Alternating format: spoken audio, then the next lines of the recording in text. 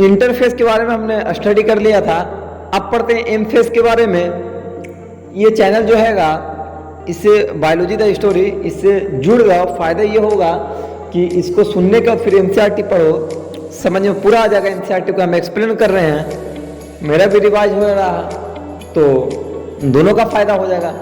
तो चलो ठीक है, एम फेज को हम एक्सप्लेन करते हैं। देखो, G1 phase, S phase, G2 phase, ये सब में कॉमन क्या था कि सब में प्रोटीन का सिंथेसिस होता था। अब प्रोटीन नहीं सिंथेसिस होगा। एम फेज जो है एनसीईआरटी के अनुसार, चूंकि एनसीईआरटी का हम एक्सप्लेन कर रहे हैं, एनसीईआरटी का पहला लाइन है कि most dramatic period of the cell cycle, cell cycle का सबसे ड्रामेटिक पीरियड है। यहाँ मेजर रीऑर्गेनाइजेशन होता है न्यूक्लियस और साइटोप्लाज्म में। इसे हम इक्वेशनल डिवीजन भी बोलते हैं। ये दो फेज में डिवाइड हो गया, एक हो जाएगा कैरियोकाइनेसिस, दूसरा हो जाएगा साइटोकाइनेसिस। कैरियोकाइनेसिस का मतलब होता है कि डिवीजन ऑफ न्यूक्लियस, और साइटोकाइनेसिस का मतलब होता है डिवीजन ऑफ साइटोप्लाज्म। तो कैरियोकाइनेसिस की बात करें तो इसमें आएगा प्रोफेज, मेटाफेज, एनाफेज, टेलोफेज। हालांकि प्रोफेज जो है सबसे लॉन्गेस्ट है और एनाफेज स्मॉलेस्ट है। प्रोफेज का जस्ट रिवर्स आपको टेलोफेज है। तो फिर प्रोफेज में देखें तो यहाँ initiation of condensation of chromosomal material, क्योंकि इंटरफेज में क्रोमोसोम कहाँ विजिबल था, वो तो क्रोमेटिन के फॉर्म में था। यहाँ कंडेंसेशन स्टार्ट होता है, तो कंडेंसेशन ऑफ क्रोमोसोमल मटेरियल मतलब क्रोमेटिन का कंडेंसेशन होता है। क्वेश्चन हमेशा ये आता है कि क्या यहाँ क्रोमोसोम जो है वो फुल्ली विजिबल है प्रोफेज में? नहीं, क्योंकि कंडेंसेशन यहाँ स्टार्ट हो गया। यहाँ Golgi body, endoplasmic reticulum, nucleolus disappear हो जाता है। देखो, दो सेंट्रियोल एक दूसरे के परपेंडिकुलर हैं, तो इसे हम सेंट्रोसोम बोलेंगे। और सेंट्रोसोम के चारों ओर जो है माइक्रोट्यूब्यूल, ये अपोजिट पोल की तरफ मूव करेगा, इसे हम अस्टर बोलते हैं, aster. At the end of prophase के लास्ट में न्यूक्लियर इनवेलप्स डिसइंटीग्रेट करता है। एनसीईआरटी इसलिए बोलती है कि मेटाफेज का initiation of metaphase is marked by the disintegration of nuclear envelopes. Metaphase का initiation disintegration of nuclear envelope, मतलब कि मेटाफेज में न्यूक्लियर इनवेलप पूरी तरीके से डिसइंटीग्रेट करता, मतलब खत्म हो जाता है। तो मतलब ये हो गया कि chromosome present inside nucleus in prophase, chromosome present inside cytoplasm in metaphase. क्योंकि न्यूक्लियर इनवेलप्स खत्म हो गया तो क्रोमोसोम तो साइटोप्लाज्म का पार्ट हो गया ना।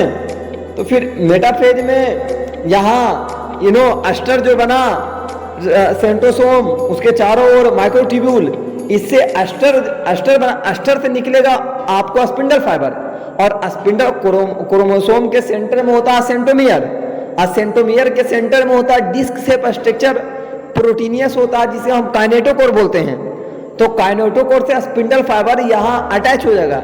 इसलिए मेटाफेज में क्या होता है कि जितने क्रोमोसोम होते हैं सब स्पिंडल इक्वेटर पे आ जाते हैं। इसलिए एनसीईआरटी की लाइन है कि मेटाफेसिक प्लेट पे आ जाते हैं जितने क्रोमोसोम होते हैं।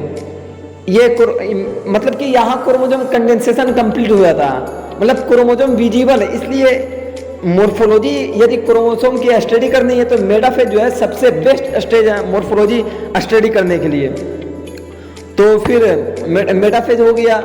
अब मेटाफेज के बाद एनाफेज। एनाफेज में क्या होता है कि जो देखो, एक क्रोमेटिड है तो उसे एक क्रोमोसोम बोल देंगे। दो क्रोमेटिड यदि सेंट्रोमियर से कनेक्ट है तो उसको भी एक क्रोमोसोम बोलते हैं। तो यहाँ क्रोमेटिड, एक क्रोमोसोम में दो क्रोमेटिड होता है तो क्रोमेटिड का सेपरेशन हो जाता है।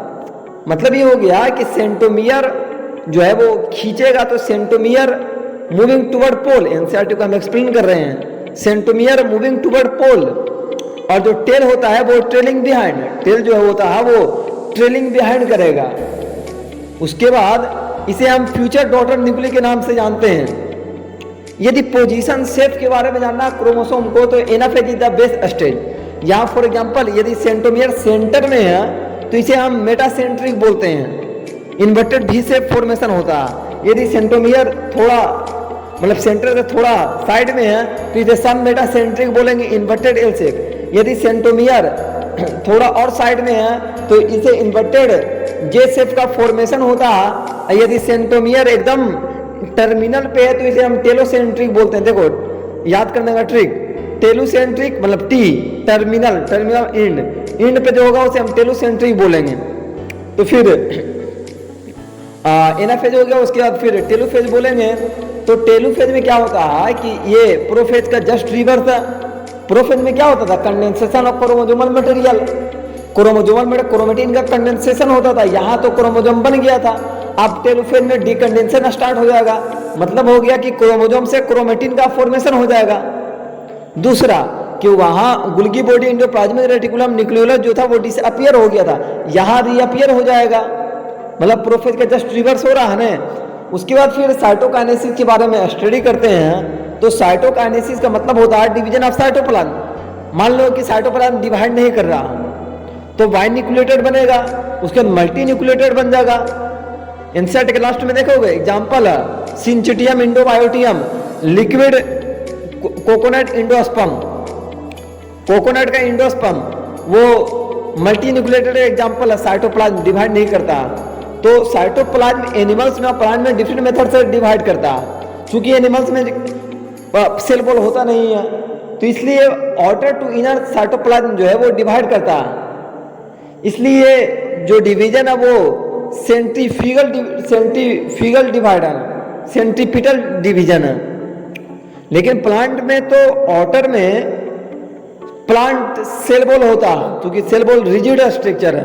तो outer to inner cell wall कैसे साइटोप्लाज्म कैसे डिवाइड करेगा, इसलिए इनर में मिडिल लमेला बनता है, कैल्शियम पैक्टेट का मैग्नीशियम पैक्टेट का होता है, मतलब इनर से आउटर डिवाइड होता है, मतलब कि सेंट्रीफ्यूगली साइटोप्लाज्म का डिवीजन हो रहा है इन प्लांट। उसके बाद फिर ये हो गया।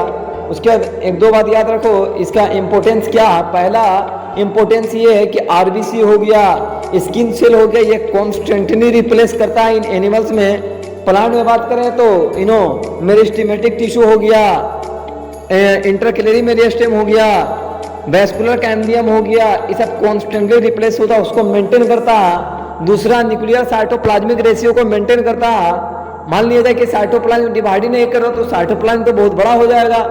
हम पढ़ चुके हैं इस पेज में कि सिर्फ एक बार न्यूक्लियस के डिवीजन डीएनए का डिवीजन होता, तो मतलब हो गया कि डीएनए तो कम जाएगा रेशियो, दूसरा रेशियो को मेंटेन करता है। ये सिग्निफिकेंट है माइटोसिस का।